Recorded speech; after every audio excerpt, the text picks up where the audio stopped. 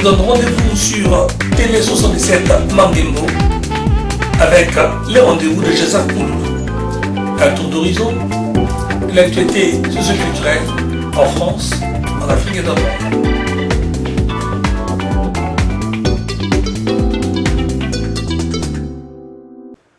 Voilà donc la suite de Pili Magazine avec notre invité, Lionel Walter, qui revient. Bonjour Lionel Walter. Bonjour, un tour de tour. Un tour de tour. Qu'est-ce qui s'est passé entre votre première visite? Vous êtes arrivé second, vous êtes au second tour face à Jean-Claude Mignon. Le moral est bon? Bah, écoutez, ce qui s'est passé, c'est qu'il y a des milliers d'électeurs qui sont allés voter et qu'il y a plutôt de bonnes surprises. Il y a plutôt de bonnes surprises, ne serait-ce que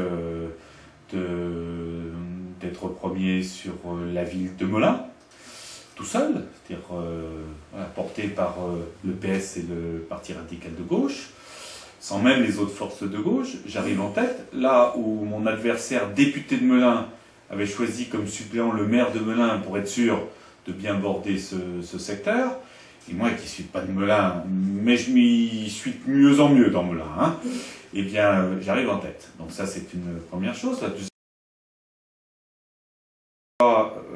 le score que je fais sur l'ensemble de la circonscription, rajouté aux forces de gauche en général, et qui depuis, dès le soir même, m'ont apporté leur soutien et l'ont décliné dans différents... Le rassemblement à gauche est fait. À gauche, donc Europe Écologie, le Front de gauche, Pierre Carassus d'Hiver Gauche, ils ont tous, d'ailleurs qui est en train de distribuer un tract actuellement sur sa ville avec le maire, pour appeler à voter pour moi. L'ensemble aujourd'hui de ce que ça donne 45%. Donc pratiquement 38-45, vous voyez, on est à 7 points devant. Voilà. Sachant que nous, on a donc chez les principales réserves, mon adversaire aujourd'hui, le député sortant, n'a plus de réserve, à part quelques voix éventuelles du Front National qui tout d'un coup trouveraient l'UMP fréquentable. Bon, sur le sujet, il ne s'est pas étendu, mais parlons d'abord de vous. Quels enseignements vous tirez de ce premier tour? Est-ce que François Hollande peut compter sur cette bataille de la première circonscription pour renforcer justement cette majorité qu'il demande aux Français? Écoutez, il y a 6 mois, cette circonscription était jugée de la part à Solferino comme non gagnable. Voilà, elle n'était pas gagnable. Les rapports de force et le découpage avaient renforcé l'électorat de droite sur cette circonscription. Et aujourd'hui, après à la fois le travail fait par l'énorme équipe, 250 personnes, 35 000 portes cognées, voilà. En face, mon adversaire, il a 8 personnes, il fait sa campagne. J'ai des informations directement de son staff de proximité, il a 8 personnes aujourd'hui. Voilà. Et qui fait que cette circonscription devient aujourd'hui gagnable, peut-être gagnable. C'est pas gagné, loin de là, mais ça peut être gagnable. La preuve, c'est que son ministre de l'Intérieur, personnellement, vient terminer l'ensemble de la campagne nationale, présidentielle et législative à Saint-Fargeau-Ponthierry. Il termine vendredi soir, sa dernière expression politique et publique, il viendra de Toulouse. Eh bien, ça sera sur cette circonscription, pour cette circonscription, et pour soutenir ma candidature au nom du président de la République. Donc aujourd'hui, vous vous sentez un peu investi de tout ce poids-là pour accompagner le changement. C'est ce que vous essayez de dire aux électeurs de votre circonscription, s'ils veulent le changement, donc ils votent pour vous. Alors, ce n'est pas un poids que je me ressens qui me laisse par terre, ce sont plutôt des ailes que j'ai l'impression effectivement d'avoir et qui sont tout prêts à décoller. Et le décollage, effectivement, ça sera pour toutes celles et tous ceux qui veulent un changement sur cette circonscription, qui veulent qu'on ait dans la ville-préfecture de Melun et dans son agglomération et les territoires attenants, que l'on puisse avoir un député de gauche depuis très longtemps. On est confronté à la même force politique et on sent aujourd'hui que les gens veulent être représentés autrement que de la façon dont ils ont été représentés jusqu'ici. Est-ce que ça pourrait être la dernière des batailles Jean-Claude Mignon, Lionel Walter? Écoutez, je ne sais pas, en tous les cas, ça n'a pas d'importance. Ce qui est important, c'est que ça soit la première bataille de la gauche en reconquête d'un territoire, en reconquête d'un public, qui jusqu'ici, je pense aussi, de nos propres responsabilités, voilà, ont fait que c'était un territoire un petit peu abandonné, un peu délaissé, et qu'à la fois, de par la force du Conseil général, qui est à nos portes quand même, avec son président et l'équipe majoritaire, de par un Jackie Laplace, qui est très présent sur Melun-Nord. 50% de la circonscription, il faut le rappeler, c'est le canton de Pertin-Gâtinais, qui m'a reconduit contre Jean-Claude Mignon il y a 3 ans. Eh bien, que l'on puisse confirmer tout ça et surtout redémarrer un nouveau paysage politique. J'espère qu'on tirera les leçons de ces dernières années, on tirera les leçons d'un changement si effectivement dimanche il est confirmé ce changement et qu'ensuite on puisse construire. Donc pour moi, ce n'est pas une dernière bataille, c'est la première bataille, au contraire, d'une nouvelle ère politique qui s'installe sur le secteur. Une nouvelle ère politique, comme vous le soulignez, où on voit bien que la gauche et la droite n'ont pas le même regard sur les problèmes, notamment de ces circonscriptions. On avait évoqué avec vous la question de l'hôpital 2012. Jean-Claude Mignon, qui est passé par ici, vous a accusé, il a adressé un poids accusateur vers vous en disant que vous n'êtes pas cohérent sur cette question. D'abord, la cohérence comme Jean-Claude Mignon, c'est qu'il a un doigt accusateur en permanence sur moi. Quoi qu'il se passe et quoi que je dise et quoi que je fasse. Donc ça, au moins, il est dans la constance là-dessus. Sur l'hôpital, on a une position très claire, qu'on exprimait à la fois par notre vote au conseil d'administration de l'hôpital par le biais de Jackie Laplace, qui avait un mandat, quand il a pris position sur l'hôpital, que ça soit par les votes et les motions qu'on a pu prendre au conseil général et que j'ai voté, j'y ai même contribué à l'expression de ces motions, pour que d'une part, l'hôpital de Melun, l'hôpital public de Melun 1, soit construit et soit une priorité au niveau gouvernemental. 2, qu'il puisse porter une repriorisation d'un projet de santé publique, que ce projet de santé publique, si on va chercher à un moment donné une complémentarité avec le privé, qui pour moi, il n'y a aucune raison de le laisser en marge, mais au contraire, il faut le mettre dans l'offre de soins. Il y a des secteurs... Donc c'est pas une question idéologique derrière. Donc ce n'est pas une question idéologique, si ce n'est les valeurs qu'on défend. Les valeurs que l'on défend, c'est l'accès de soins pour tous.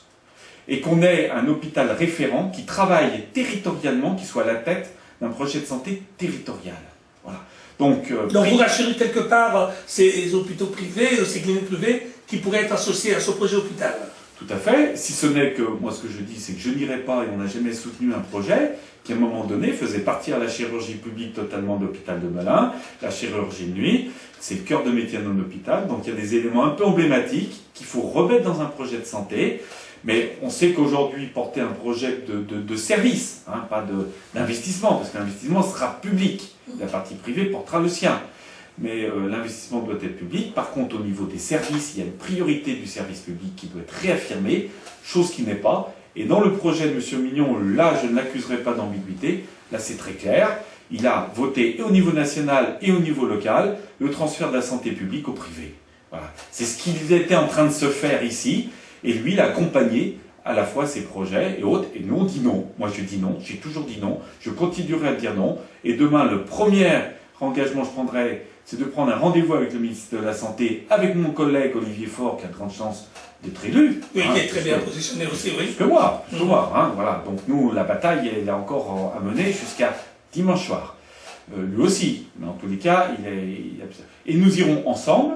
Nous allons nous rencontrer et nous irons, dès les premiers jours, et nous irons ensemble demander un rendez-vous au ministre de la Santé, Marisol Touraine, qui est déjà alertée sur ce dossier, donc elle ne sera pas surprise de nous voir, et qu'on puisse ensuite donner les bases d'une réalisation rapide de cet hôpital, qui est un enjeu majeur sur le secteur. Sur l'ambiguïté, pour terminer, je suis un peu étonné que je prenne la santé publique comme priorité. Je rappellerai que je suis le seul maire à financer un centre de santé public, communal, il ne faut pas l'oublier. Donc là-dessus, je suis cohérent. Moi, je comprends que Jean-Claude Mignon n'en est pas. D'ailleurs, mon opposition, qui est son soutien, vote systématiquement contre nos projets de santé publique communaux. Donc que je sois à ce niveau-là, au niveau départemental et national, j'en serais pas étonné. Lui, il est dans sa cohérence, une cohérence libérale, une cohérence où tout doit être privatisé, sans s'occuper derrière des dépassements d'honoraires et de la capacité aux uns aux autres de se faire soigner. Moi, j'en connais beaucoup, même dans votre rayon aujourd'hui d'intervention de votre radio, dans le porte-à-porte, qui nous disait qu'effectivement, il ne pouvait plus aujourd'hui se faire soigner les dents, se payer une prothèse dentaire, par exemple, ou se faire certains actes qui ne sont pas des actes de luxe, ni des actes purement esthétiques, mais des vrais actes de santé pour leur permettre de vivre bien demain. Est-ce qu'il vous sera facile de travailler avec notamment les agglomérations? Je reprends entre autres, on vous accuse d'avoir refusé l'adhésion de votre commune au sein de l'agglomération Val-de-Seine, entre autres, mais si vous êtes le député de ce département, vous devez en tenir compte. Écoutez, tout le monde sait dans l'agglomération, les élus et les maires le savent, que nous avons financé une étude pour regarder le rapprochement des uns des autres, et c'est M. Mignon qui a marqué effectivement une position de veto. À l'époque, il était le président de l'agglomération. Non, moi je parle même maintenant, hein, il est même président de l'agglomération, parce que, effectivement, ils m'ont continué. Refuser l'adhésion de votre commune à l'agglomération. Nous, on a fait l'étude, elle pouvait aller jusqu'au bout, demander à certains maires, ils vous diront que nous, on était prêts tout à fait à étudier les choses, et qu'il y a eu une forme de cordon sanitaire politique qui a été choisi. Maintenant, le problème, il n'est pas il y a 10 ans, il n'est même pas il y a 6 mois. Le vrai problème de demain, c'est en termes de regroupement et d'intercommunalité, c'est la question du Grand Paris, c'est la question de Paris Métropole, c'est quelle place on prendra. Et je rappellerai simplement que M. Mignon, qui a voté Grand Paris, qui s'appuyait dans Grand Paris sur Paris Métropole, aujourd'hui a refusé que son agglomération, la ville de Volpénil, qui adhère à Paris Métropole, et la communauté Sénécole. Donc, sachez également quand même, pour les uns et les autres, alors c'est peut-être un peu technique, mais le projet d'aménagement territorial va être porté en commun par la communauté de communes Sénécole à laquelle j'adhère, l'agglomération Meunès et Sénart, ce qu'on appelle le SCOT, qui va permettre effectivement de redéfinir les priorités de ce territoire. Donc aujourd'hui, on sait que ça c'est la grande politique, mais pour les populations qui sont dans ces secteurs, vous le savez comme moi, il y a le problème du désert médical. Est-ce qu'il y a des réponses que vous êtes prêts à contribuer? D'une action de santé. Hein. Voilà, vous êtes le porteur de dossier en quelque sorte. Voilà, nous, on doit aller voir les acteurs. Moi, demain, quand je serai député, eh bien, j'irai rencontrer les maires et les élus pour voir des méthodes de travail, pour qu'on puisse travailler ensemble. Je le fais déjà, vous savez, je suis sur un canton où je suis réélu, et j'étais réélu contre M. Mignon, que j'ai battu en 2008, avec 13 maires de droite sur 14. Donc ma capacité aujourd'hui à travailler avec des acteurs politiques différents, c'est ma culture générale. Je n'ai pas cette forme, moi je n'ai pas de doigt accusateur envers qui que ce soit, sous prétexte qu'on n'est pas de la même famille politique. Je respecte tout le monde, sauf ceux qui effectivement ont des comportements qui font qu'ils ne sont pas respectables. En tout cas, on revient avec vous, M. Lionel Walker, candidat pour ce second tour des législatives sur la première circonscription de Seine-et-Marne. Et simplement un dernier mot, et quand je serai député, je peux vous dire que vous aurez un député qui n'attendra pas d'être à la veille au second tour pour venir parler dans vos micros et dans votre station.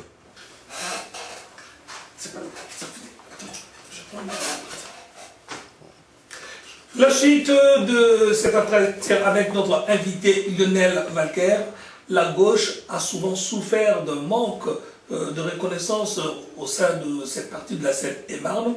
Aujourd'hui, est-ce que la gauche peut espérer conquérir quelques sièges dans ce département qui est souvent présenté comme le fief de la droite? Alors écoutez, il y a quand même trois candidats députés de gauche qui en Seine-et-Marne sur 11 aujourd'hui sont largement en tête et relativement bien placés. Donc ça fait déjà 3.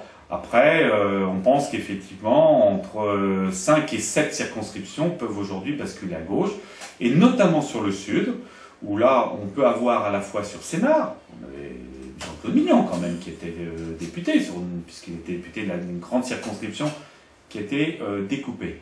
Nous avons, je l'espère, sur la première circonscription, celle de Melun, et j'espère que sur celle de Montereau, la troisième, avec Patricia Engelbrecht, eh bien, il y a de grandes chances que ces 3 circonscriptions basculent. J'espère pour la 3, pour Roselyne Sarkissian également. Et ça veut dire que le paysage politique du Sud risque d'être complètement modifié. Là où il était sur un monopole, effectivement, d'une politique de Sarkozy, de Fillon et de la droite en général, qu'on puisse avoir une autre politique, comme on l'a fait en 2004 au niveau du département. Ça a été le jour et la nuit, entre les années portées par l'UMP, RPR avant, sur ce département, la nouvelle politique d'une gauche unie, portée par Vincent Eblé, par toute sa majorité, de façon très plurielle, très tolérante, très ouverte et très active, où on est tous actifs, a fait que la Seine-et-Marne est en train de changer. Même les gens de droite le reconnaissent.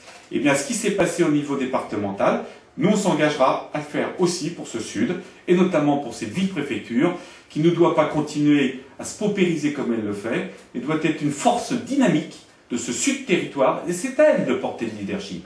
C'est à votre quartier, c'est à cette région, c'est à cette ville de porter le leadership aujourd'hui du développement, en lien avec les territoires adjacents comme Sénart, et faire en sorte qu'on n'ait pas aujourd'hui un Nord qui se développe et un Sud qui se paupérise parce que pas porté politiquement.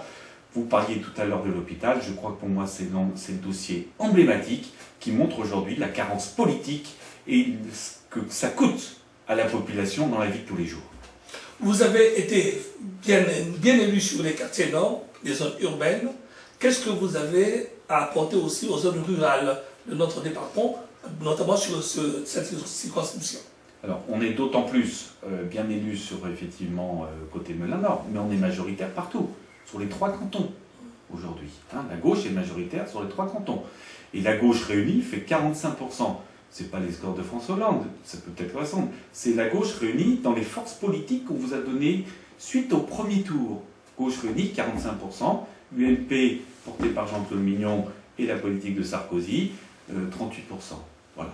Donc, ce que l'on a ensuite à apporter... C'est la question? Oui, parce que vous savez que c'est quand même le grenier de l'Île-de-France, notre département. Aujourd'hui, le monde rural est très important. Je pense que là aussi, il faut changer d'approche.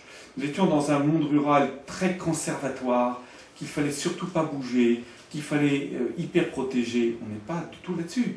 Regardez, sur notre circonscription, on a un parc naturel régional. Nous avons des espaces naturels sensibles, très importants. Donc cette complémentarité entre les espaces urbains et les espaces ruraux, c'est un des enjeux, sans doute, des questions que je devrais porter demain.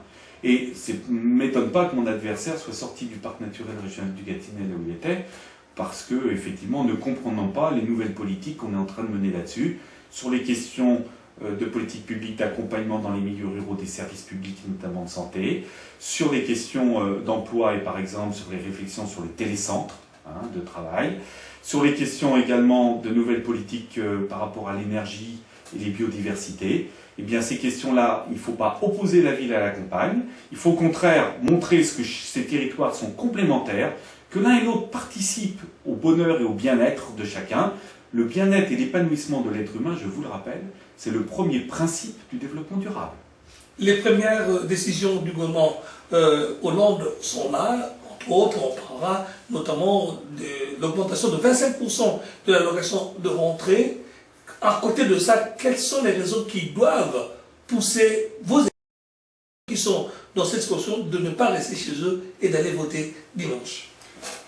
Écoutez, je ne vais pas parler de mesures ni de mesures très concrètes. On connaît tous les propositions de François Hollande, les gens sont exprimés largement et on sait ce qui a été voté dans le secteur. Je dirais simplement qu'on avait hier, avant le 6 mai, une France qui opposait les Français les uns les autres. Une France qui était quand même plutôt à regarder les problématiques des plus riches plutôt que celles des plus pauvres.